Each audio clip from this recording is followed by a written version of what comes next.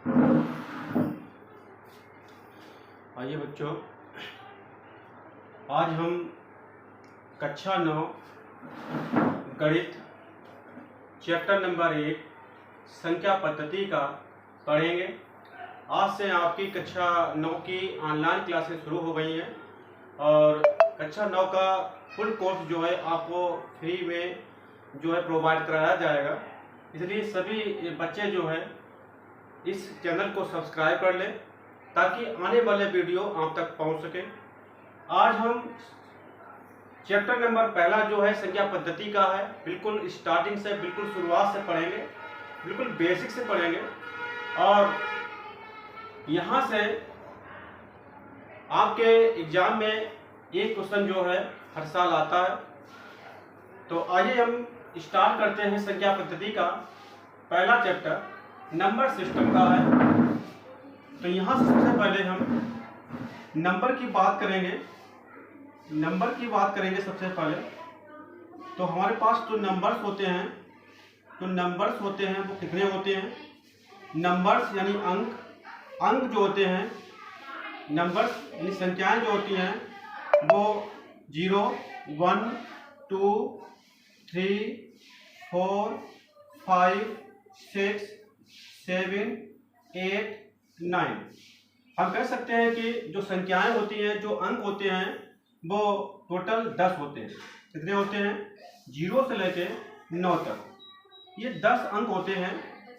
आपने अपने मोबाइल में भी देखा होगा कि 0 से लेके 9 तक के अंक आपके मोबाइल में हैं और 0 से 9 तक कुल मिलाकर 10 अंक हो जाते हैं।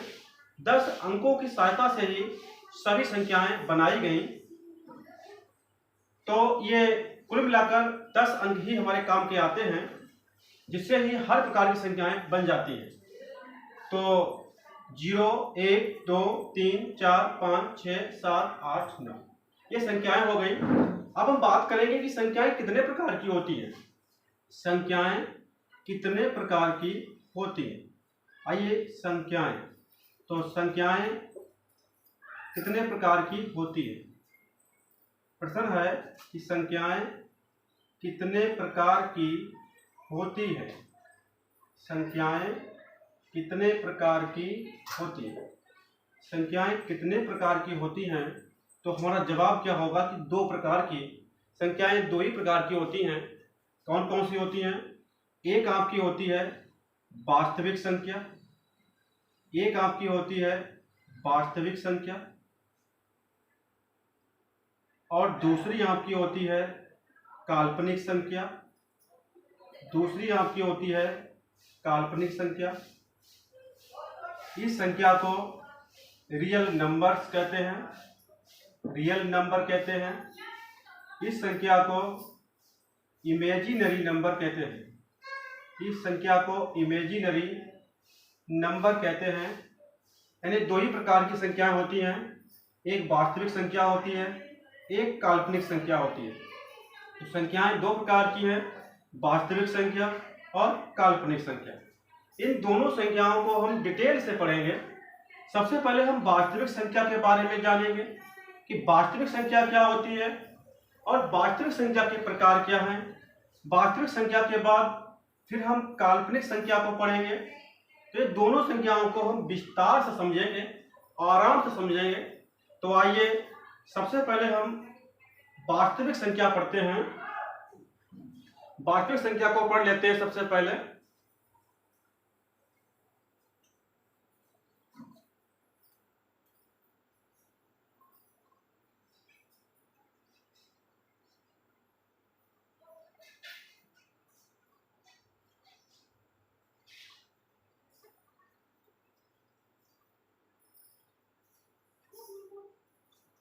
आइए हम पढ़ते हैं संख्या। तो संख्या के कितने प्रकार हैं? संख्या के 2 प्रकार हैं। अभी हमने देखा नंबर 1 पर क्या होती है? वास्तविक संख्या। नंबर 1 पर होती है वास्तविक संख्या और नंबर 2 होती है काल्पनिक संख्या। काल्पनिक संख्या नंबर 2 काल्पनिक संख्या, जिसे इमेजिनरी इमेजिनरी नंबर कहते हैं और इसे अंग्रेजी में रियल नंबर कहते हैं, रियल नंबर कहते हैं। तो वास्तविक संख्या को सबसे पहले पढ़ेंगे हम। आप ऐसे भी समझ सकते हैं कि संसार में दो प्रकार के लोग होते हैं, एक अच्छे होते हैं और एक बुरे होते हैं। तो यहाँ पर वैसे ही संख्याएं भी हैं, संख्याएं दो प्रकार की हैं, एक वास्तविक है और एक काल्पनिक है। तो आइए वास्तविक संख्याएं कौन कौन सी होती हैं वो देख लेते हैं। तो वास्तविक संख्याओं में क्या आता है, वास्तविक संख्याओं में आपकी आ जाती है, वास्तविक संख्याओं में आपका आता है प्राकृतिक संख्या। नंबर 1 प्राकृतिक संख्या,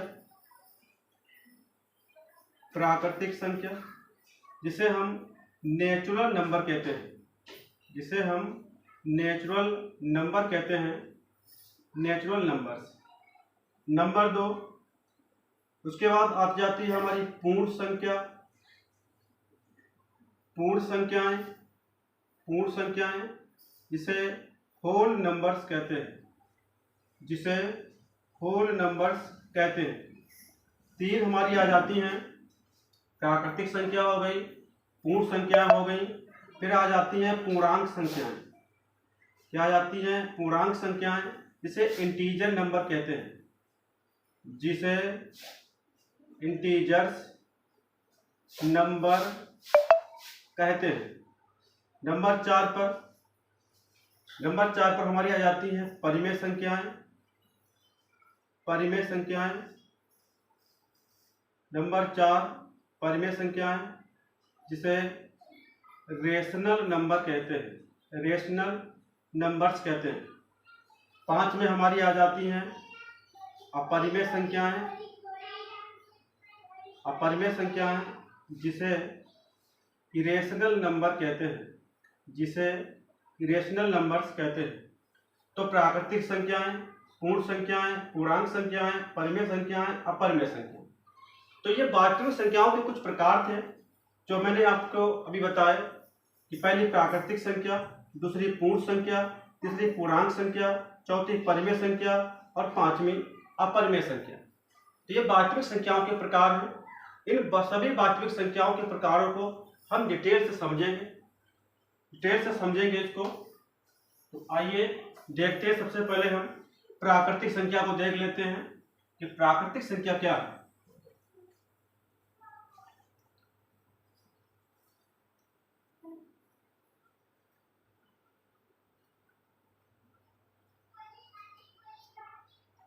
आइए प्राकृतिक संख्या देखते हैं। नंबर 1 पर नेचुरल नंबर जिसे हम क्या बोलते हैं? प्राकृतिक संख्याएं, प्राकृतिक संख्या। नेचुरल नंबर, प्राकृतिक संख्या। तो नेचुरल नंबर्स को हम जो प्रदर्शित करते हैं वो करते हैं कैपिटल एन से, यानी नेचुरल नंबर होता है तो नेचुरल नंबर के पहले अक्षर को यूज कर लेते हैं। तो प्राकृतिक संख्याएं कौन कौन सी? तो सुनिएगा, प्राकृतिक संख्याएं हमारी वे संख्याएं होती हैं जिसमें जीरो को शामिल नहीं किया जाता है, या हम कह सकते हैं कि जीरो को छोड़कर बाकी जो भी संख्याएं बनेगी वो हमारी प्राकृतिक संख्याएं होती हैं। कौन कौन सी हो जाएंगी? आप प्रश्न क्या लिखेंगे इसकी कि वे संख्याएं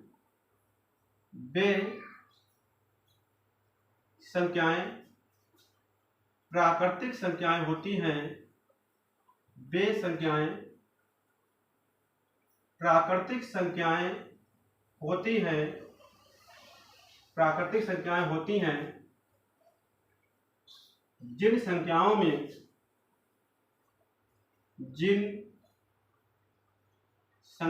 में जीरो को शामिल नहीं किया जाता है, जीरो को शामिल नहीं किया जाता है।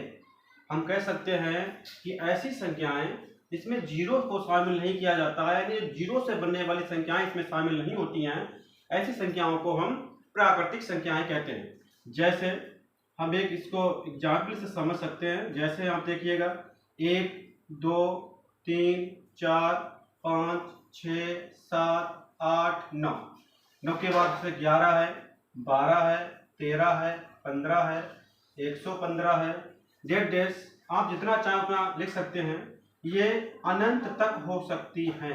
कहाँ तक? अनंत तक। ये अनंत तक हो सकती है। माइनस इन्फिनिटी से और प्लस इन्फिनिटी तक प्राकृतिक संख्याएं हमारी हो सकती हैं, लेकिन वो संख्याएं होंगी जिसमें जीरो नहीं होगा। जीरो नहीं होगा। जैसे पहले जब ये संख्याओं की तो खोज हो चुकी थी, लेकिन जीरो की खोज नहीं थी, तो केवल जीरो के यानी हम कह सकते हैं कि जीरो को छोड़कर बहुत संख्या बन रही थी। 9 के बाद सीधे हम 11 पर पहुंच 9 के बाद हम सीधे 11 पर पहुंच रहे थे, क्योंकि 10 पर नहीं पहुंच रहे थे, क्योंकि जीरो हमें उसमें मालूम ही नहीं था। तो प्राकृतिक संख्याएं वे संख्याएं होती हैं जिसमें जीरो शामिल नहीं होता है। हम कह सकते हैं कि वे संख्याएं जिसमें जीरो नहीं होता है, ऐसी संख्याओं को हम प्राकृतिक संख्याएं कहते हैं। ये संख्याएं माइनस इन्फिनिटी से प्लस अनंत तक यानी प्लस इन्फिनिटी तक की संख्याएं होती हैं। तो ये हमारी हो गई प्राकृतिक संख्याएं। आइए इसके बाद हम देखेंगे कि पूर्ण संख्याएं कौन कौन सी होती हैं।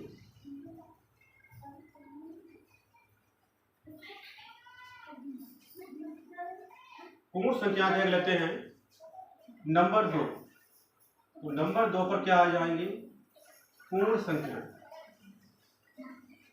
पूर्ण संख्याएं क्या होती हैं? पूर्ण संख्याओं का मतलब है, हमने देखा अभी कि प्राकृतिक संख्याओं में जीरो शामिल नहीं है।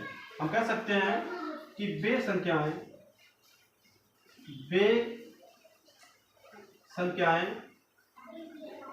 जिनमें जीरो भी शामिल होता है। वे संख्याएं जिनमें जीरो भी शामिल होता है, ऐसी संख्याओं को पूर्ण संख्याएं कहते हैं। अब जिसे पूर्ण संख्याएं कहते हैं, वे संख्याएं जिनमें जीरो भी शामिल होता है। ये हम कह सकते हैं ऐसी संख्याएं जिनमें जीरो से भी स्टार्ट हो जाती है, जिनमें जीरो से भी बनती हैं, ऐसी संख्याओं को हम पूर्ण संख्याएं कहते हैं। ऐसी संख्याओं जिनमें जीरो भी शामिल होता है उन्हें पूर्ण संख्याएं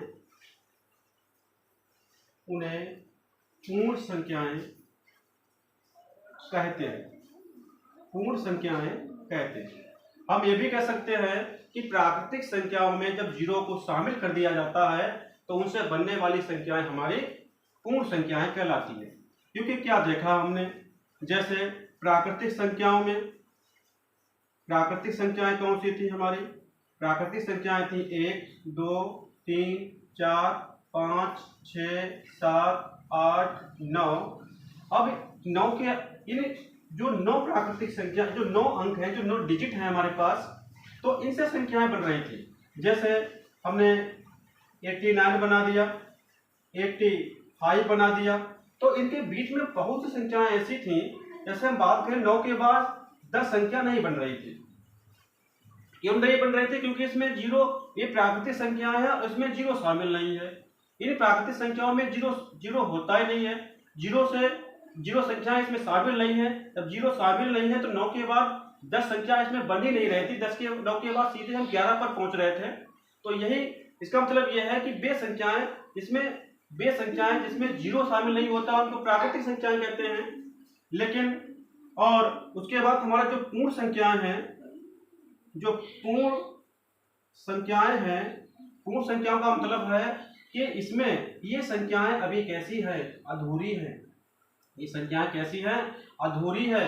क्योंकि जो 1 से लेकर 9 तक जो अंक हैं, यानी प्राकृतिक संख्याओं से सभी संख्याएं नहीं बनाई जा सकती। 10 नहीं बना सकते, 20 नहीं बना सकते, 100 नहीं बना सकते, 150 नहीं बना सकते।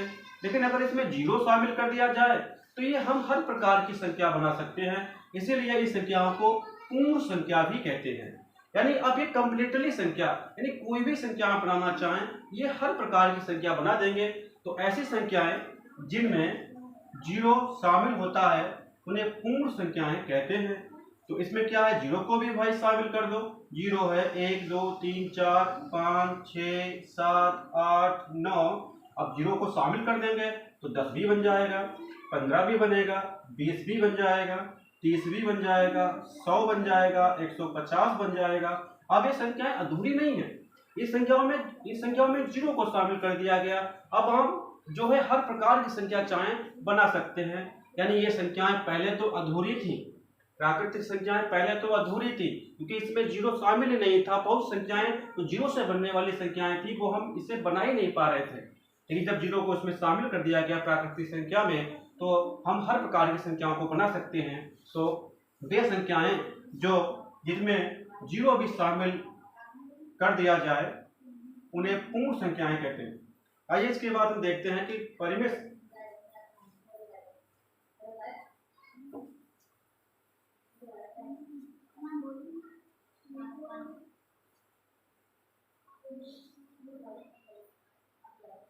आइए इसके बाद हम देखते हैं तीन में क्या आती है, पूर्णांक संख्या।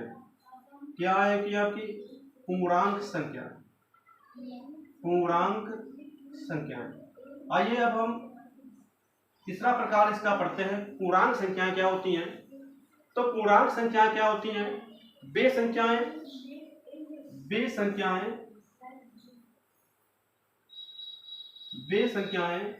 जो धनात्मक,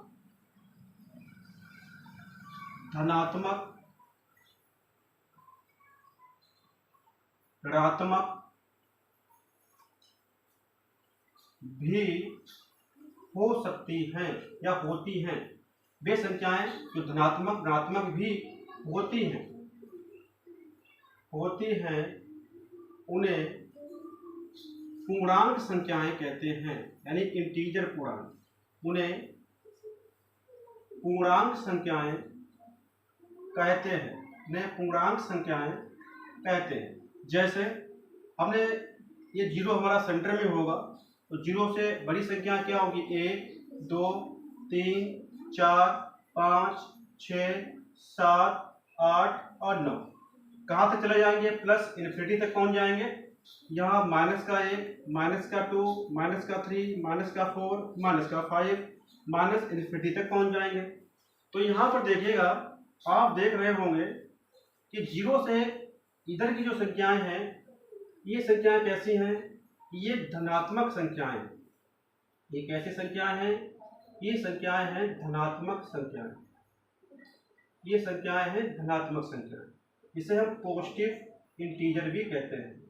पॉजिटिव इंटीजर यानी धनात्मक पूर्णांक, धनात्मक संख्याएं, पॉजिटिव नंबर्स भी कहते हैं। इन्हें हम क्या कहते हैं, पॉजिटिव नंबर्स भी कहते हैं। और जीरो से जो कम वाली संख्याएं आप देख रहे होंगे, ये संख्याएं कौन सी कहलाती हैं, ये हो जाएंगी हमारी ऋणात्मक संख्याएं। ये हमारी क्या हो जाएंगी, ऋणात्मक संख्याएं हो जाएंगी, ऋणात्मक संख्याएं हो जाएंगी। तो कहने का मतलब है, तो पूर्णांक संख्याएं होती हैं, जीरो से ज़्यादा वाली संख्याएं ऋणात्मक संख्याएं कहलाती हैं, जीरो से कम वाली संख्याएं हमारी ऋणात्मक संख्याएं, या इसको हम कह सकते हैं नेगेटिव इंटीजर कहलाते हैं। हमारे नेगेटिव नंबर्स कहलाते हैं। जीरो से ज़्यादा की संख्याएं पॉजिटिव नंबर, जीरो जो है नेगेटिव नंबर्स आ जाएगा। तो आपके दिमाग में ये बात आ रही होगी कि जो जीरो है, जीरो कौन सी संख्या है, जीरो कौन सी संख्या है। तो जीरो जो है वो धनात्मक संख्या भी होती है और जीरो ऋणात्मक संख्या भी होती है। जीरो हमारा पॉजिटिव नंबर भी होता है और जीरो हमारा नेगेटिव भी होता है। जीरो को हम नेगेटिव भी नहीं कह सकते कंप्लीटली, और जीरो को हम कंप्लीटली पॉजिटिव भी नहीं कह सकते हैं। यानी ये दोनों प्रकार का व्यवहार कर लेता है। इसको हम पॉजिटिव नंबर्स भी मान लेते हैं और इसे हम नेगेटिव नंबर्स भी मान लेते हैं। तो जीरो से ज़्यादा की संख्याएं, जो जीरो से बड़ी संख्याएं होंगी, वो हमारी आ जाएंगी पॉजिटिव नंबर यानी धनात्मक संख्याएं कहलाएंगी, और जीरो से जो कम की संख्याएं होंगी वो हमारी नेगेटिव संख्याएं कहलाएंगी। तो पूर्णांक संख्याएं जो है धनात्मक संख्याएं भी होती हैं और ऋणात्मक संख्याएं भी होती हैं। आइए उसके बाद हम देखते हैं इसका चौथा प्रकार,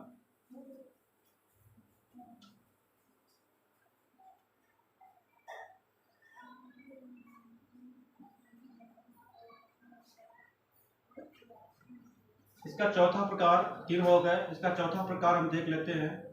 तो क्या हो जाता है परिमेय संख्या का,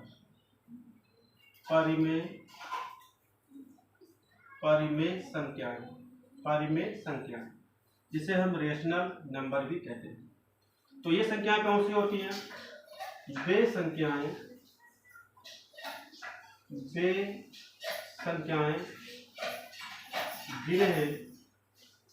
जिन्हें P बटा Q के रूप में लिखा जा सकता है, परंतु इसमें एक शर्त है। शर्त क्या है इसमें? Q is not equal to 0।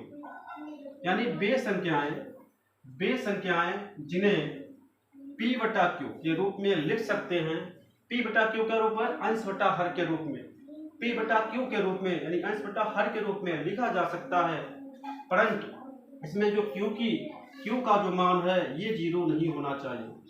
Q का जो मान है वो 0 नहीं होना चाहिए।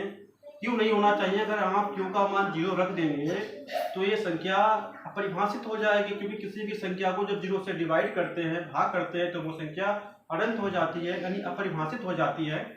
तो यहाँ पर P बटा Q के रूप की वो संख्याएं परिमेय संख्याएं कहलाती हैं जिसमें Q का मान 0 ना हो। जैसे हमने लिख दिया 3/2, ये एक परिमेय संख्या है, इसमें Q का मान 0 नहीं है। 5/6 एक परिमेय संख्या है। 1/2 परिमेय संख्या है, इसमें देखिए P का मान 1 है और Q का मान इसमें 2 है। उसके बाद देखिएगा हमने लिख दिया मान लीजिए 10/3 परिमेय संख्या है और 15/6 परिमेय संख्या है। तो ये आपकी संख्या क्या कहलाती हैं? परिमेय संख्या।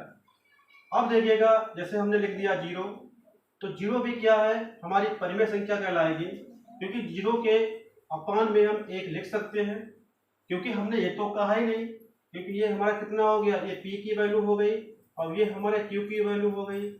हमने ये आपसे नहीं कहा कि P का मान 0 होना चाहिए, मैंने ये कहा था कि Q का मान 0 नहीं होना चाहिए। Q का मान जो है वो 0 नहीं होना चाहिए। P का मान अगर 0 हो जाए तो उससे हमें कोई दिक्कत नहीं है, परिमेय संख्या हो जाएगी, लेकिन Q का मान जो है वो 0 नहीं होना चाहिए। तो 0 हमारी परिमेय संख्या है, और क्योंकि इसमें Q का मान 0 नहीं है। अगर हम बात करें कि अगले में बात कर लें, जैसे हमने 1 लिख दिया, ऊपर हमने 1 लिख दिया और नीचे लिख दिया 0, तो ये संख्या जो है हमारी परिमेय संख्या नहीं होगी। क्यों नहीं होगी? क्योंकि इसमें Q का मान जो है वो 0 हो गया। जब Q का मान 0 रख देंगे तो 1/0 हमारी संख्या कैसी हो जाएगी? ये संख्या हमारी हो जाएगी अपरिभाषित संख्या हो जाएगी। इसे हम क्या बोलते हैं? यानी अनंत संख्या हो जाएगी। तो यानी 1/0 अपरिभाषित हो जाती है। ये संख्या ना परिमेय होती है ना होती है अपरिमेय, इसको डिफाइन ही नहीं किया जा सकता है। तो अक्सर बच्चे जो है यहाँ पर गलतियाँ कर देते हैं कि 0 को अपरिमेय संख्या लगा देते हैं, क्योंकि यहाँ पर 0 जो है हमारी परिमेय संख्या है। Q का मान तो यहाँ पर हमें मिल जाता है, क्योंकि हमने ये कहा ही नहीं है कि P का मान 0 होना चाहिए। P का मान 0 होना चाहिए। तो ये हमारी परिमेय संख्याएं हो गई। आइए हम देख लेते हैं इसके बाद अपरिमेय संख्याओं के बारे में।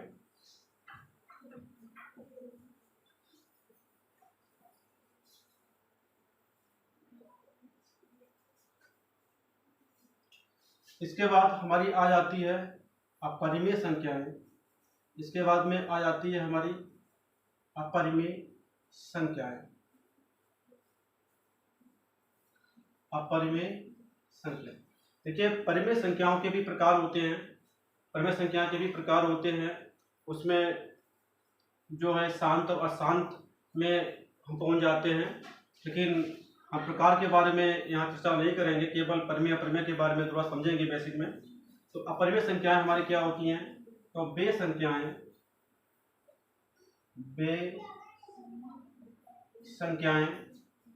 जो परिमेय नहीं होती हैं, जो परिमेय नहीं होती हैं उन्हें अपरिमेय संख्याएं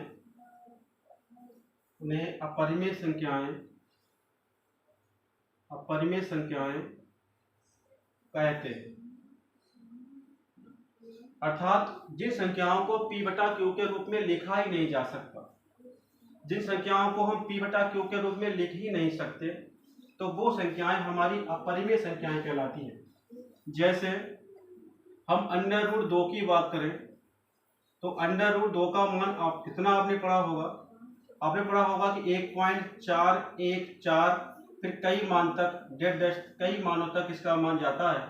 तो रूट 2 1.414 ऐसे कई मान यहाँ तक मान लीजिए कई मान इसके डिजिट चलते रहते हैं।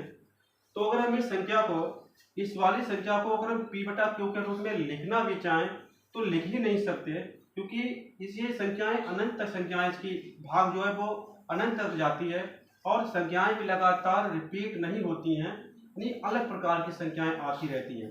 अगर हम 3 संख्याओं को ही ले लें तो आगे बहुत सी संख्याएं छूट जाती हैं, उसको आगे और भी संख्या ले लें तो और भी संख्याएं आगे छूट रही हैं।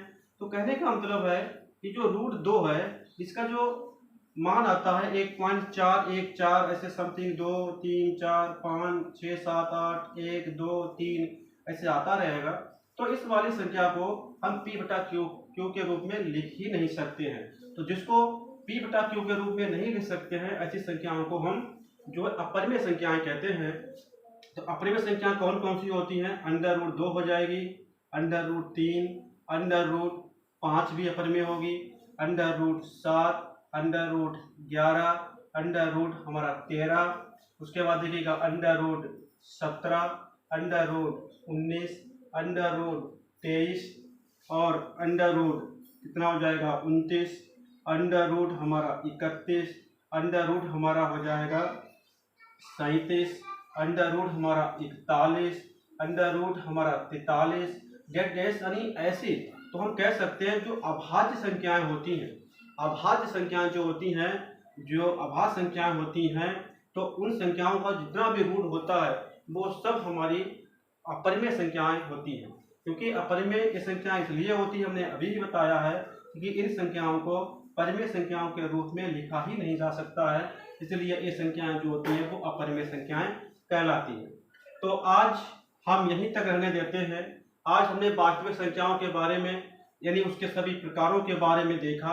इसके अगले वाले पार्ट में यानी नेक्स्ट क्लास में हम उसके जो दूसरा भाग बचा है काल्पनिक संख्या का, तो काल्पनिक संख्या समझेंगे कि काल्पनिक संख्याएं क्या होती हैं, क्यों काल्पनिक संख्याओं का यूज यहाँ पर किया जाता है, तो कहाँ उनका यूज होता है। तो काल्पनिक संख्याओं के बारे में हम नेक्स्ट क्लास में देखेंगे। तो अगर आपको ये क्लास जो है समझ में आई हो तो आप कमेंट्स बॉक्स में लिखिएगा और आप हमारे चैनल को सब्सक्राइब कर लीजिएगा कि आने वाली क्लासेस जो हैं आपको लगातार मिलती रहें।